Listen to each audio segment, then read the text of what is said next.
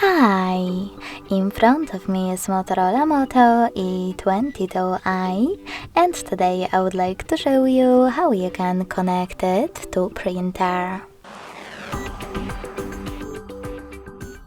Begin by going into Devices Settings and tapping on Connected Devices. Following that, select Connection Preferences. And finally, click on Printing. Now just tap on Default Print Service and wait. Your device is looking for a printer. When it finds one, it will connect to it. If you prefer to use a different service, just tap on this switcher at the top to disable the default one. Go back.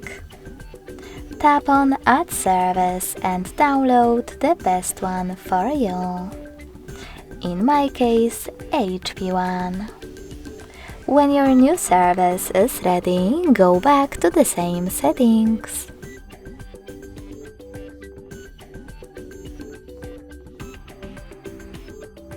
Then click on it and wait as well. Thanks so much for watching. If you enjoyed this video, don't forget to leave a like, comment and subscribe. Bye!